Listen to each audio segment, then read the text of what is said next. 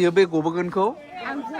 बिहाव गिबियावनो गासै नायगिरि बिथांमोनखौ खनसेफिन बर' हरनाय थाबाय लोगोफोर नैबे आंनि मोनसे गिबि खेब भिडिअ नोंथांमोना एक्जाक्टलि भिडिअखौ नायनानै मिथिखाबाय जानो हागौ थाम्बनेल आरो टाइटेल नायनानै दिनैनि टपिकआव मा टपिक जागोन नङा होमबा लोगोफोर नोंथांमोना भिडिअखौ फेसबुकफोराव नुखाबाय जानो हागौ बे भिडिअआ दाखालिनो दै लोगोफोर अब्लाबो नैबे आं माने गोसोआ एसे मानिलायलाय माने बार बार माने भिडिअखौ आपल'ड खालामनो माने गोसो जायो मानो होनोब्ला बिराद इन्टारेस्टेड जोंनि बर'फोरनि थाखाय बा जोंनि बर' हारियाव बिराद गोजोननाय फैदों आरो दै लोगोफोर जाय बायदिया बै गामिनि खाथि जायोब्लाबो जाय बायदिया बैखौ माने एसेबां माने खुलुमहैनो बा आरनाय गांसेबो हैनो माने मोनाखैबा माने गोसोआव भिडिअ नायनानैनो माने बिराद गोजोननाय मोनो आरो बेनि थाखायनो माने एक्जाक्टलि बे भिडिअखौ आं माने खनसे फिन माने आपल'ड खालामफिनना होनाय जाबाय नोंथांमोना ससे क्लिप भिडिअखौ नायब्ला मिथिगोन बियो मा गामिनि लोगोसे मा जायगायाव थायो आरो लोगोसे बिदों माने माबोरै खस्थ' दुखु सहायना दंमोन नोंथांमोना ससे क्लिप भिडिअखौ नायब्ला मिथिगोन बिनि बिखय आङो नोंथांमोना फारि फारि फोरमायनो हागोन थ'थ' भिडिअ ससे क्लिप भिडिअ नोंथांमोना नायलांग्रोदो खुसिजोंनो आङो गाबनोबो ओंखारो मिनिनोबो बिबाजै देरसिन नालाय दा बिबोनां फैगोननि गेजेराव लुबैयो माबायदि मोनदों दिनैलाय मोजां रंजानाय मोनदों ना मोनाखै मोनदों ओमफ्राय ओरैबो नै ज' दङ नै गासैबो आर'नाइ लाबाय दै सान्थि लाबाय औ मा जायो बे गबोगोनखौ आब' नै बेलाय ओमफ्राय नैबो मा लादों जोंनि टलगेट मोनफैबाय बाजै अ होमबालाय बिहामजोआ रेडि भागि फंबाय मा लादों आर'नाइ लाबाय नै बा जय बर' हारिनि खावसायाखै जेननायाव गैया औ ओमफ्राय नैबो लादों नै माबा मोनसे जय बर' हारिनि रेडि बेन्ड पार्टिया दा सफैबाय नै मोनसे मेन रडनि खाथियाव फैखाबाय थाबायै बयबो थाबायै मेन रडनि खाथिसिम सफैबाय नै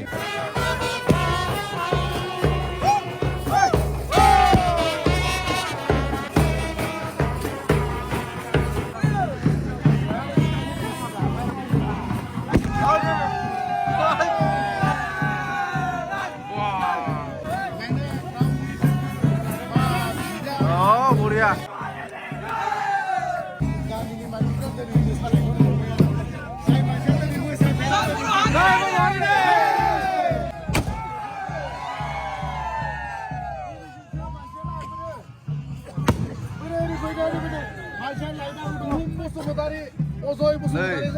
अब्ला सफैबाय फाइनालि नैबे गारियाव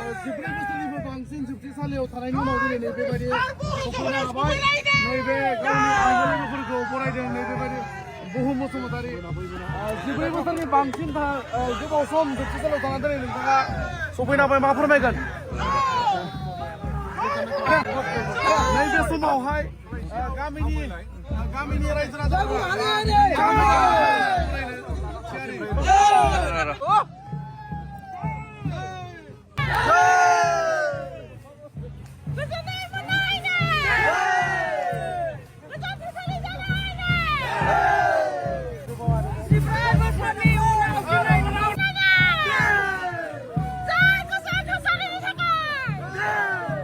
जय आंनो फंबाय फैनायनि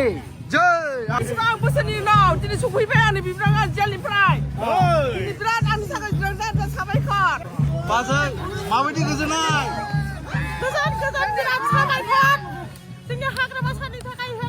जोङो सफैनो हाबाय हाग्रामा सानखौ साबायखर होबाय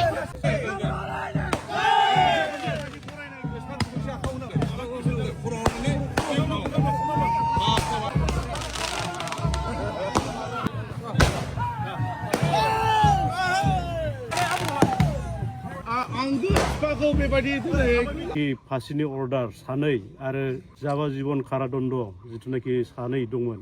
बिथांमोनखौबो गनायनि राय होबाय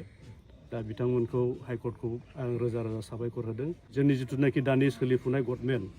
थांनाय 5 बोसोरावहाय जाय गभर्नमेन्टआ सालायदोंमोन बिथांमोना जोंखौ जोबोद माने खस्थ' होदों जोंखौहाय मोजां रोखोम लोगो लायाखै आरो सासे मानसिखौल' बिथांमोना फोथायनानै जाय खामानिखौ मावदोंमोन खिन्थु बे खामानिया साक्सेस जायाखै खारन बिथांमोना पकेटआव गरम खालामनायखौल' सिन्था खालामनानैहाय जोंखौ लानानैहाय माखासे मानसिया दानाल खालामदों खिन्थु दानि जिथुनाखि सोलिफुनाय गभर्नमेन्ट जोंनि हाग्रामा सार महिलारि बिथांखौ लोगो लानाय लोगो लोगो बिथाङा जोंखौहाय बुंदों जि माने नोंसिनि केसखौ जोंनो फोजोबगोन आंनो फोजोबगोन आं नङाबा आरो सोर फोजोबनो दा बिथाङा बेखिनि खोथा होनाय लोगो लोगो जोंनो नांगौ रोखोमनि थाखा फैसा हेल्प होबाय आरो बिथांनि थ्रुयैनो गभर्नमेन्टआवबो बिथाङा किसु खोथाफोरखौ बुंहरनानै दिनै बे मोजां फिथाइया ओंखारबाय आंनि असे फंबाय बि बुहुम आफादाव बिरखां बसुमतारी अजय बसुमतारी 2018आव साब्रै बिसोरखौ NIA कर्टआव सानमारि NIA कर्टआव मोनसे बार्डिक होदोंमोन बे बार्डिकआव सानैखौ फासि अर्डार आरो सानैखौ जिउ जोबजासे जोबथेसालियाव थानायनि साजा बेखौ फोसावना होदोंमोन NIA कर्टआव दा बे NIA कर्टनि बे रायखौ लानानै जोङो न'खरफोरा बा फेमिलिफ्रा जोङो गुवाहाटी हाइ कर्टआव जोङो आपिल खालामदों आपिल खालामनायनि उनाव गोबाव सम हियारिं जायाखैमोन द्रप थादोंमोन दा बियो नै थांनाय नभेम्बर दाननि 25 तारिखनिफ्राय हियारिंआ जानानै डिसेम्बरनि 8 तारिखआव जोबदों दा बे हियारिं जोबनायनि नैबे 1.5 माससोनि उनाव डिसेम्बरनि 30 तारिखआव गुवाहाटी हाइ कर्टआ जाजमेन्ट होबाय जे बे साब्रैनि केस जेनेखि केस बियो NIA कर्टआव जि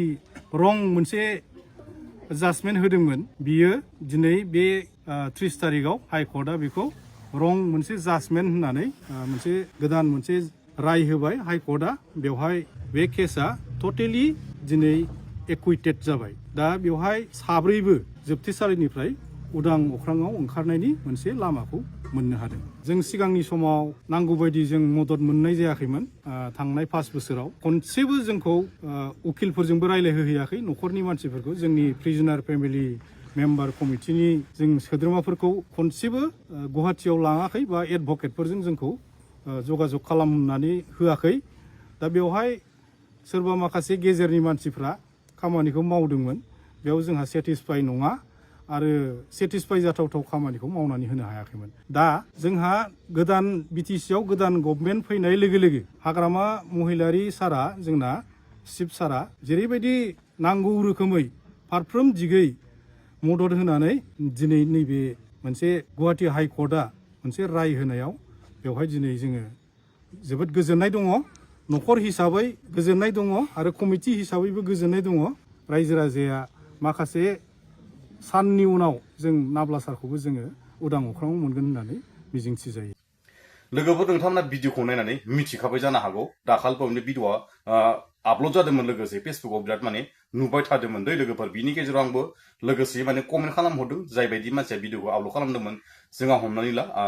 बरगयारि सोमदोन जिखुनु माने जोंहा इउटुबारबो लोगोसे फेसबुकबो दं बिहा बिखौ माने गासै मानसिफोरा माने नुदों जानो हागौ मिलियन भिउ फैदों लोगोसे माने मिलियन जिखुनु माने साबसक्राइबार बारायदों लोगोसे माने कमेन्ट लाइकफोर फैदों माने बिराद जोंहा फेमास जादों लोगोसे माने जोंहा माने हमला बिराद माने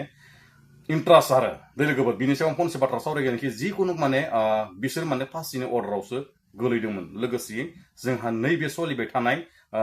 जिखुनु माने मानगोनां हाग्रामा महिलारि सारा बिसोरनि केसखौ माने डिसमिस खालामनानै एबा उइद्र खालामनानै बिसोरखौ माने उदां अख्राङाव लाबोनो हादों लोगोसे जाय बायदि मानसिया उदाङाव दिनैसिम न'खर मोनफैदों नोंथांमोना भिडिअनि थ्रुयै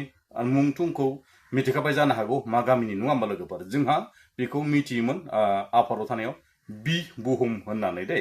लोगोसे न'आव गाबज्रिनायानो जाहैबाय अजय बसुमतारी लोगोसे बेखौनो आं बुंनो सानोखि जोंनि जेसेबांखि एक्स एनडिबिफोर दं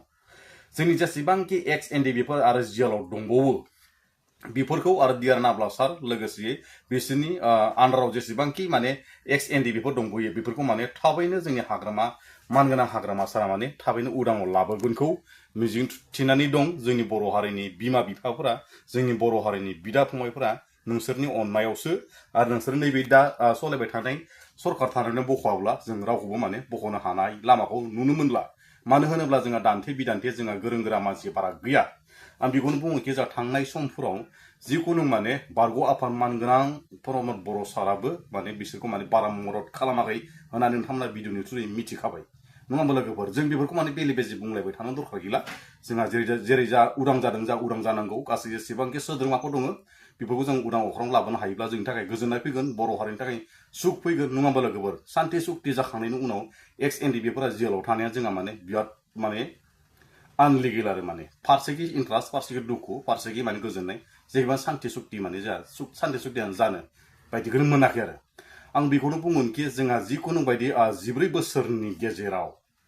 गामिखौ जेनेबा गारनानै बा 14 बोसोरनि गेजेराव माने जेलाव थानानै मुंथुं जिखुनु गामिनि सोरनि फिसा सोरनि फिसौ सोरनि जाति बंख सोरनि बिब' बिनानाव गासैखौबो माने मिथियालासिनो थाहैबाय थानायनि गेजेराव दिनै जोंहा मोनफैनो हानायानो जोंहा बिराद गोजोननाय बाथ्रा आरो दै बेफोरखौथ' जों मिथिनो थांला नङा होमबा लोगोफोर सोर थैलांखो सोर मा जालांखो सोरनि श्रेणिया थैलांखो सोर श्रेणिया हाबा जाखो बेफोरखौथ' जोंहा बिबुहुम जा साराथ' जेनेबा मिथिनो मोनाखै दिनैनि दिनाव जोंहा माने बिमा बिफाजों बिदा फंबायजों बिखा गोरोबनानै जा जिखुनु माने गोजोन अख्राव फैनायखौ जों नुनो मोनबाय नङा होमबा लोगोफोर आं बेखौनो बुंगोनखि जेसेबांखि जोंनि एक्स एनडिबिफोर दं बेफोरखौ थाबैनो उदां खालामना होबावनांगौ जोंहा होमबासो जोंहा गोजोननाय फैगोन नङा होमबा लोगोफोर आं दिनैनि भिडिअखौ